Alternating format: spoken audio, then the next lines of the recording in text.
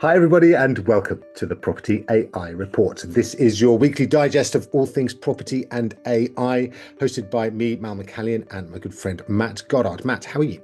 I'm excellent, Mal. I'm in a very jovial mood this morning. I think it's because it's Tuesday, it's early. You've been to the gym. I'm about to go for a run. Let's do it. Good times, good times. Yes, we are here every week to give you a deep insight into what's going on in the worlds of property and AI. So let's start this week with our property news. All right, this week we are going into the charity sphere where Agents Together, which is one of the big charities in the property sector here in the UK, has moved into a new era with a different chair and various kind of board ambassadors. So it's under the leadership of Vicky Bibiris of Location, somebody who's been very prominent in the industry, a really great person, and somebody who's going to, I think, lead this really well. It's like the great and the good of the industry listed in these ambassadors, isn't it, Matt? It is in terms of the ambassadors, but just also the wider sphere of the collective is the great and good as well, isn't it? I don't think you talk to many people in the industry who've got time and energy to put back into it who aren't involved in some way with Agents Together. I've been involved as a mentor and over several times, and would class some of the people I've met as friends through it. You do look through that new board, but I'm sure that the people who've been engaged in the past will also be putting their energies back into a really worthwhile cause. Yeah, it's a hugely powerful kind of idea. It was set up by the late Sarah Edmondson with Michael Bruce back in the early kind of booming days, I think. So a few Mm. years ago now. I think it's been helping so many people along the way. And it's just a really good way of connecting people from various different, from the supplier side through the agent side. So just quickly, we've got people like Michael Day from Integra. We've got Wendy Peterman, Spencer Lawrence, Stephen Brown, Kirsty Franks, Kerry Humphreys, Sam Offley, Verona Frankish, Sam Jones, Chris Watkin, Jenny Barker. So some really just good people. Right, good people doing good things, and I think that's a really, really important part of the industry. Right, a lot of these people do this sort of work behind the scenes without necessarily going and shouting about it. And I think it's really important we kind of acknowledge a lot of the good work that goes into the industry, that all voluntary, all given for free, that just helps people to grow, help people through tough times. And yeah, I just think Agents Together is just a really great organisation, testament to those that set it up, and obviously, and particularly Sarah Edmondson, who got it up and running and really kicked it on. I'm sadly no longer with it. But yeah, Vicky picking it up and running with it. Yeah, it's great to see it relaunched. Absolutely.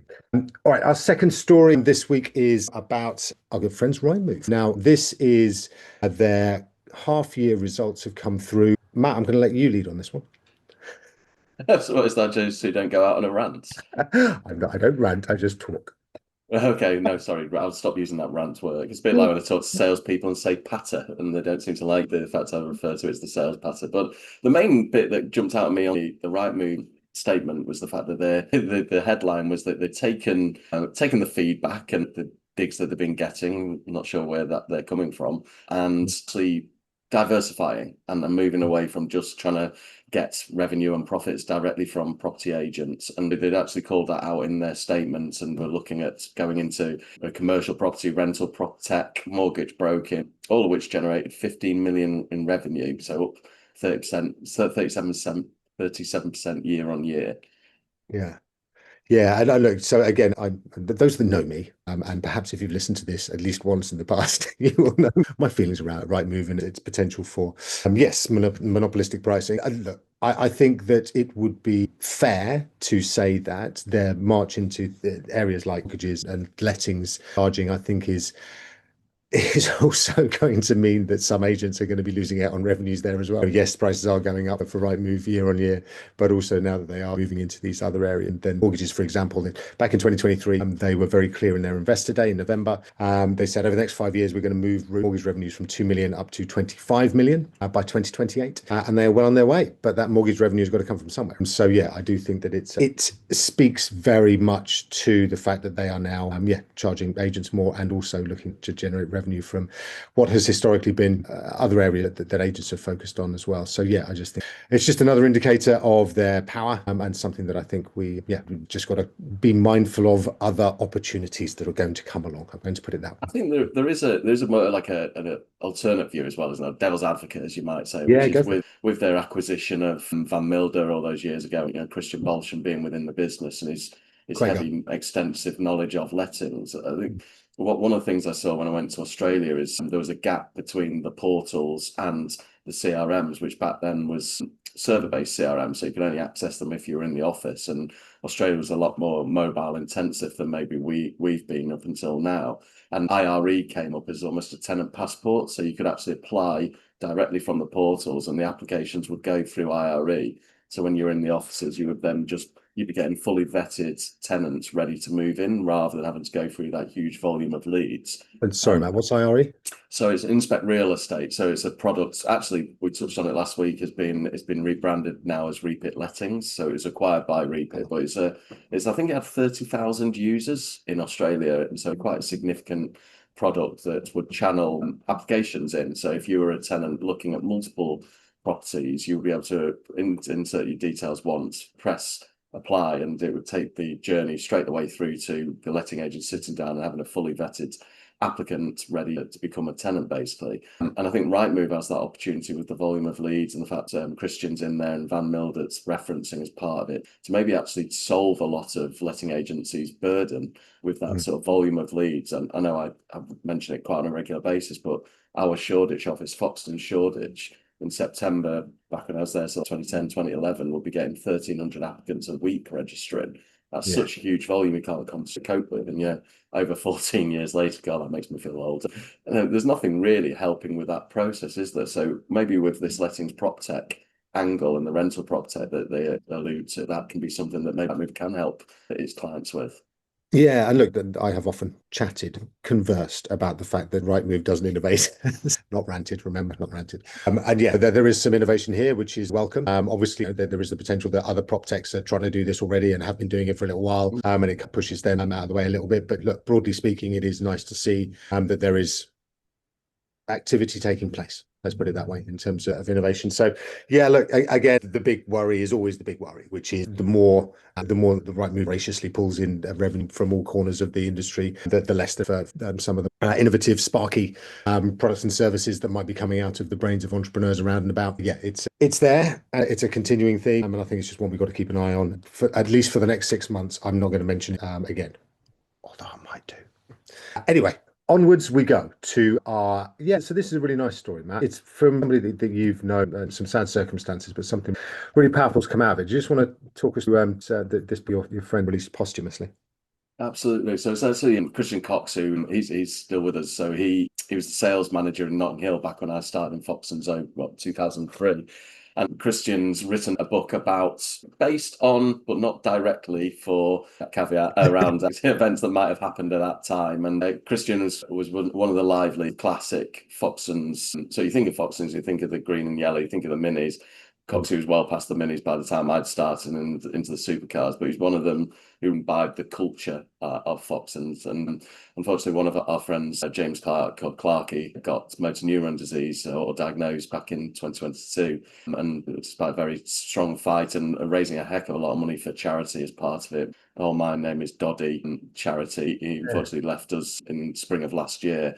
And one of his comments or wishes to Coxey was go and write a book about the times that we had at Foxtons in those early years. And he's gone ahead and done it. And I only became aware of it initially because Peter Rowlands and I were out for Property Academy dinner a few months back, and he said that he'd received a copy and an advanced copy to proofread, if that's the right term, and how great it was and how interesting some of the stories were, which might be very close to the truth. And I know now that Cox has released it, it's available on Amazon. It's called Agency. And John Hunt, the founder of Foxtons, has also read it and given it the thumbs up. I've got my order in the post. I'm looking forward to reading it on my upcoming holiday and seeing how many of the stories have actually made it in there. So this sort of warts and all kind of reveal of what it was really like working at Foxtons with you. Is that right? Not necessarily me, definitely working with Coxey and Clarkey and a number of those front office guys. I'm sure there'll be some interesting stories in there. Lovely. And sorry, what's it called again? Agency, Agency. Excellent. Oh, listen, I'm looking forward to getting a copy of that myself, and all in a good cause as well. Brilliant. That is our property news for this week. We are now going to dive into our AI and tech news. All right, so this week we are all talking about browsers again. Now, regular listeners will have heard over the last few weeks that We've been speaking about DIA as a browser. We've been speaking about Perplexity's Comet. We believe that there's a new one coming out from OpenAI very soon in the next couple of weeks. And now Microsoft has entered the fray with its Edge browser and a Copilot mode alongside it. Matt, have you used any of these?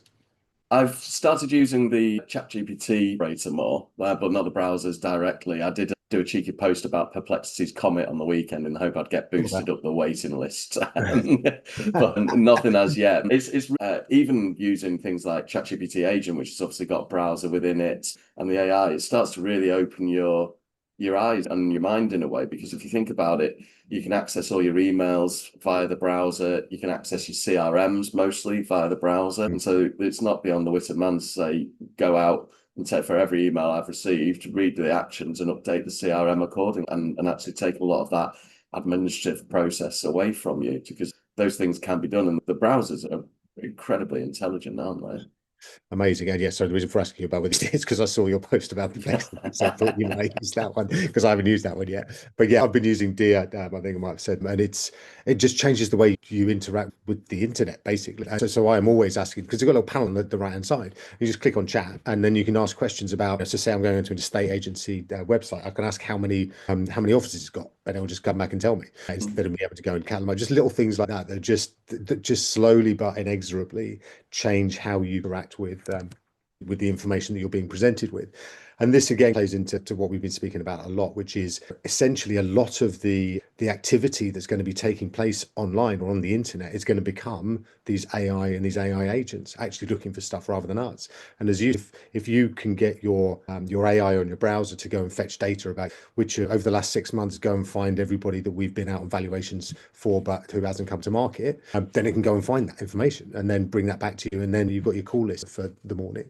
So it is slowly but surely going to form what we humans are doing online and how much of this activity is actually taking place via agent and the information, the data that's coming back. And that in turn will impact on what tools we actually use within our businesses. I think it's going to be really interesting when it comes to the point, again, to your point about the CRMs. How do they charge in future? If they're charging on a seat by seat basis, and actually it's the AI that's doing a lot of the CRMing, that feels like there's a business model challenge coming along, that's going to be really, really interesting to Yeah. kind of solve. Well, there's a business I worked with because I was doing some sort of use cases with ChatGPT Agent last week. Someone commented on one of the posts saying, "Oh, I can't find ChatGPT Agent." And I think they were paying for the wrong subscription level, because obviously it's been rolled out. You had yours initially, I then got mine with the 20 quid a month, and then they were struggling to find where it was under tools. So it's for the paid subscribers at the moment, isn't it? ChatGPT Agent. It's there for your £20 and your £200, but it's under the tools option in the prompt box. But once you start going on that, and I'd said, go into my emails, find this, go into the CRM and update the notes. And it was, because my prompt, it was a bit janky, but you could see it using the CRM that you'd never seen before. And it was finding search bars and options and reports, and finding even options that I didn't know existed. And one of the guys that I worked with was said to me, "Yes, what's the CRM provider going to say when they discover?" And it's a case of obviously wherever the IP is coming from for ChatGPT, they'll see that and see the interactivity. But you do still need to log in, authenticate for the session, and work it through. But the one thing with this Copilot Edge, or in Copilot mode in Edge, that I found really interesting was it was Mustafa Suleiman's post, I think yesterday or Sunday, and he's the CEO of Microsoft AI.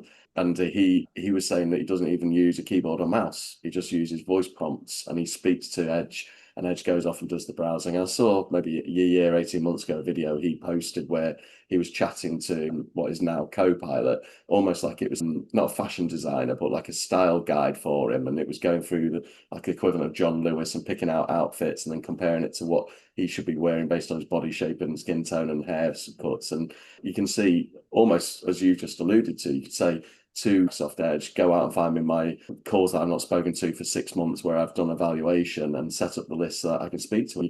You don't even have to open the CRM. It'll just be there for you to speak to and work through. And it means that the CRMs don't really need to evolve, because all the AI is doing it for them. Well, and so I think that it is going to be a really fascinating time for many of the sort of incumbent businesses and how they've developed over time, where they're going to focus their developments in future. I think everyone's saying that they're doing AI to a greater or lesser extent. But yes, like you, I think it's going to become a natural way of working is to just chat with an AI that is working alongside you.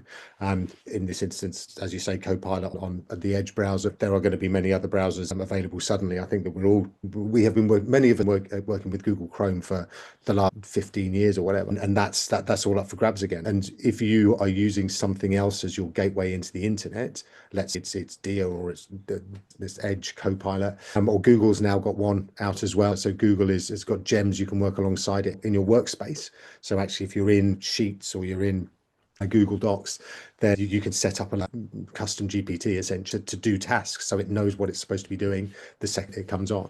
All of those things are just going to save us a huge amount of time. I often bang on about the fact that we're going to spend so much less time, I think, in front of screens, because I think AI is going to be doing all that. And I think it's going to be amazing because we are finally going to be looking up and actually being able to chat with people. And the people that you are going to need in your businesses are the people that are good at chatting with other humans, who can build relationships, who can do the negotiation, because a lot of the administrative stuff, the kind of heavy lifting, is just going to be done by the machines. As Mustafa Solomon, we're just going to be talking to our Mhm. AIs, and they're going to be going off and finding it, and they will ask us if they need any clarification, and we'll tell them, and then off they go. And so, yeah, I think it's going to be hugely exciting, and I think it's going to be a good time to be, particularly say you're an estate agent, local, you've got an office on the high street, and people are going to be looking for that human contact as well. And there's going to be so much AI out there. We're going to be anything we see online is going to be we're going to have questions about whether it is real or not, because it's going to be so lifelike. We're not going to know Mm. whether this is real or not. So I think the only thing we're going to fully trust is going to be what we see out in the real world. So I do think it's going to be it's going to play very well into how estate agency, and lettings agents in this country have been set up over time. And I think it's going to be really good for hyper local agents who really know their stuff, really know their areas, love chatting to people, because I think that human contact is going to be privileged. Okay, so our next story in AI and tech is about Google's AI and how it can actually, we're talking about what AI can do for you. Google's AI can actually make phone calls for you now, That's it. check things. And and it's already available in, this is a US one, is it? But could call local businesses. So it's a feature available within search even for Google. So you can go into Google search, and if you're looking for, I don't know, the example in the screenshot is about dog washers and dog. So it's a case of they can actually ring the businesses, validate opening hours, check availability. And then it's using the sort of AI voice from Google to make those phone calls. And I've seen Manus allude to this on some of so Manus being the agentic AI ChatGPT equivalent from China, where it hits a bit of a roadblock on some of the work I've had it doing. It's saying, do you want me to email the business? Because these agentic AI have terminals in, don't they? So they can Yeah. actually start communicating with the outside world and calling APIs and such like. But this is the next step. It's not just emailing the business and checking the opening hours or prices or availability of stock, but actually putting the call into them. Yeah, it's amazing. And I remember it was only like sort of 2 years ago or so that the Google at their big I/O conference, they were trying to do this live on stage, and it was basically taken to pieces as being terrible and like a bit of a recording and a bit of a setup. But now it's almost like it came on so quick, everyone's just like, yeah, okay, now I can phone people, it's fine. Of course it can. But actually it's huge. Actually being able to get that all done. I've spoken to a couple of people who've been on the end of those phone calls, and it's just real. They say it's really natural. You sort of feel that it's something to AI. And you're just answering a question about particular stock or opening times or whatever it is. But yeah, it just saves you some time again, humans, and lets us go out and do our human stuff while the machines are finding out the data, the information that we want them to, or that we need to continue to do our stuff. So yeah, I just think it's going to be an amazing time where we just aren't scrabbling around finding this little bits of data. We're just going to be running things or asking AI to run things that goes and fetches really critical information for us that just lets us get on with it. And I think it's going to be, yeah, proper. Proper good.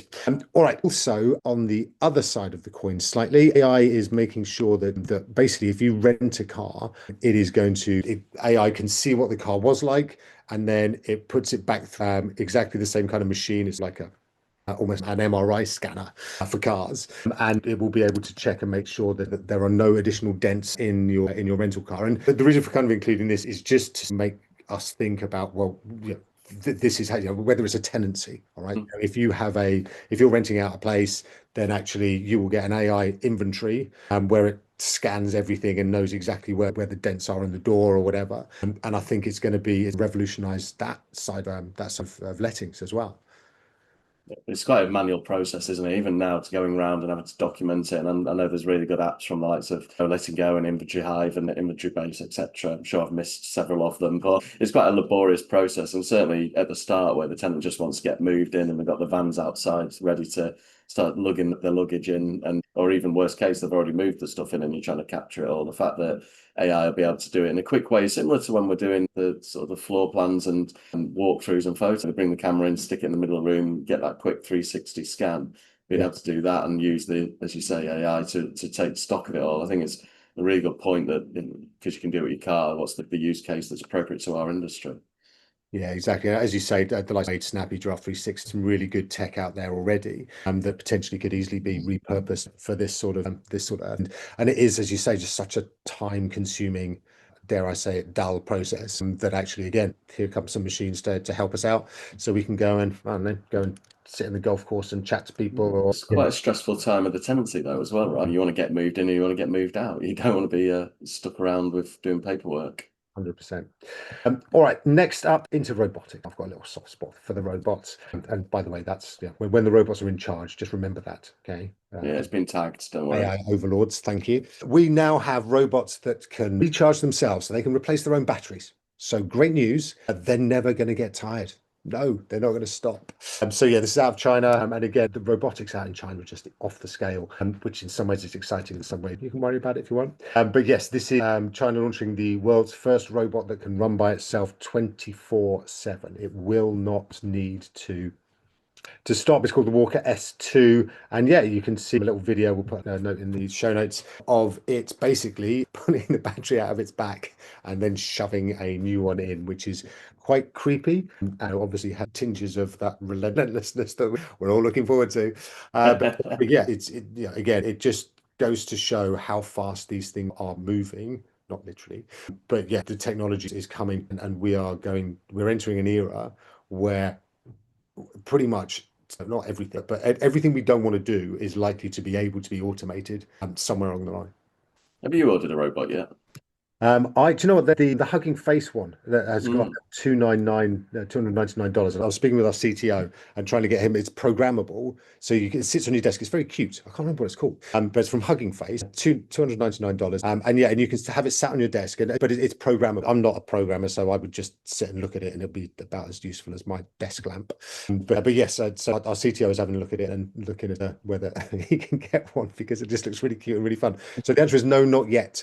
But Yeah. as soon as one becomes available that even a dimbo like me can program, then yeah, I'm all over that. Absolutely. What about you? You thought about Oh, no, I just hark back to I did my university dissertation. I built a robot and got it playing football. And it's a long time ago and pretty crude. So I've not gone near that for what, 23 years or so. Okay, I look forward to seeing it. Well, yeah, give it a couple of weeks, something like that. I'm sure, Yeah. sure you'll be back on it again. All right, our next story in our tech and AI news is about OpenAI's ChatGPT 5. Now, we are currently on various GPT-4. And GPT-4 came out, I think it was April 23. Loads and loads of variations of GPT-4 since then. It is obviously an amazing system, but everybody.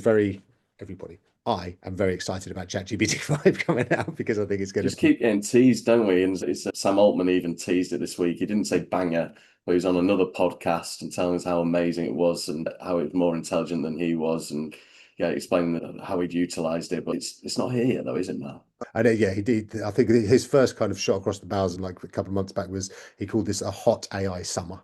Looking forward to yeah, basically getting our hands on it. The rumors are that first of all that it was going to be a unified system. So essentially, you would just type in a Google's Gemini 2.5 Pro, where you just type in a prompt and it works out whether it's going to go down the reasoning model, which again regular listeners will know is the hard thinking one. It actually checks its work. It spends time going over and over what its output's going to be, or the kind of really quick hit generative answer systems, which is really fast. But then I heard this week that actually it's probably still going to be one of these kind of hybrids where actually you have to select which model you want it to do. Do you want it to do some reasoning, or do you want it just to come back with quick answers? But whatever it is, as you say, Sam Altman, the chief executive at OpenAI, which makes ChatGPT, has been, yes, hard hyping what's coming down the track. It's going to be amazing in all sorts of different modalities as well, for speech, for video, for text. I'm quite excited about Sora, which is their video model. Google's VO3 is incredible, and basically adds audio to the videos too at the moment, and it's just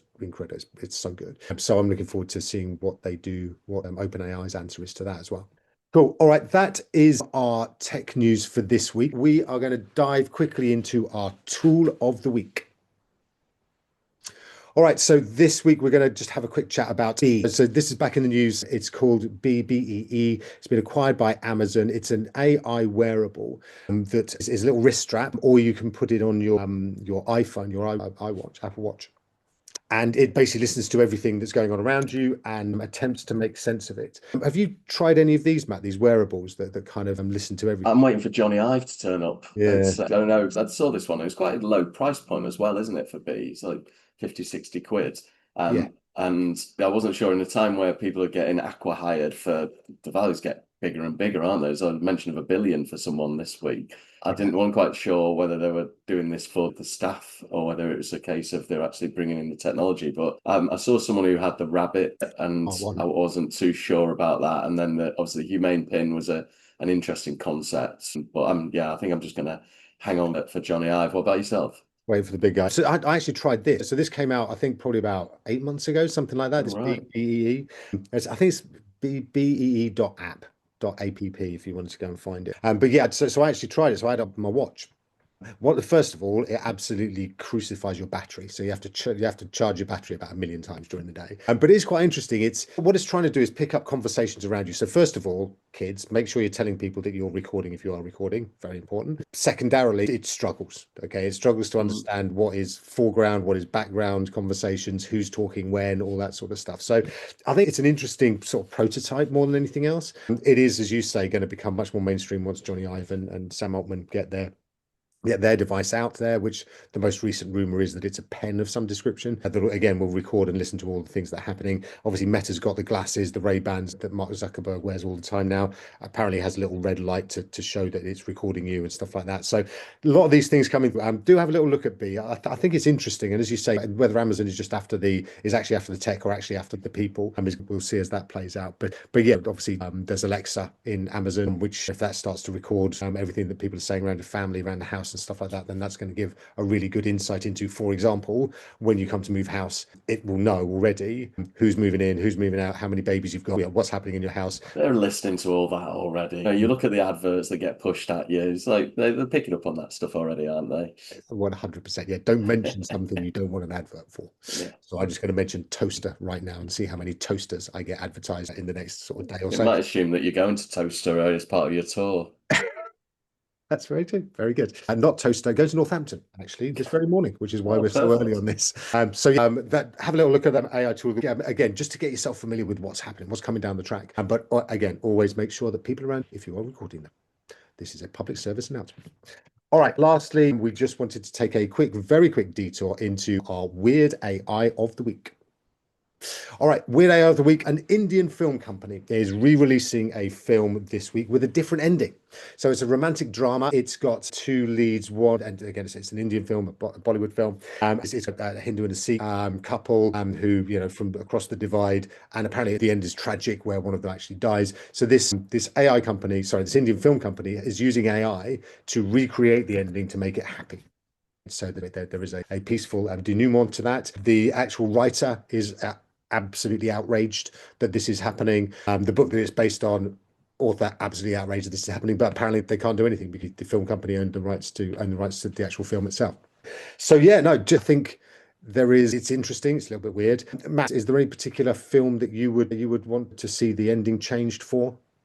I think it's probably not one AI can help with, but for years growing up, I didn't realize at the end of the Goonies, the ship actually sailed out of the cave because Dad or Anders or someone had recorded over that actual ending with maybe it's Match of the Day. It could easily been me, I guess, if it was that. Or alternatively, maybe My Girl. I don't want to see Macaulay Culkin die from those bee stings. Spoiler alert, I think the film's 20 odd years old, 30 years old. But if you've not Sorry if seen I, it, Mal. so I haven't actually seen it, so sorry if that's just ruined the film for you. If you were saving it to watch it tonight, yes, no, yeah, I just think it's a really, yeah, who owns this stuff now? What about you? What would your different film be? That is a very good question, and actually having asked you the question, I haven't Mm. actually thought about what mine would be. What about Sixth Sense? He doesn't see dead people. He just does a song and dance number at the end, and then it's all good. Everything's fine. No, I so when I think about the great film, I don't know. Would you change the end of Reservoir Dogs, for example? So actually, yeah, they were caught, and they didn't all die. I think it's a slippery slope. I hope that it doesn't lead to. We've got so many like franchises right now, so many reboots and all that sort of stuff. Remakes. I think are they remaking the Goonies actually?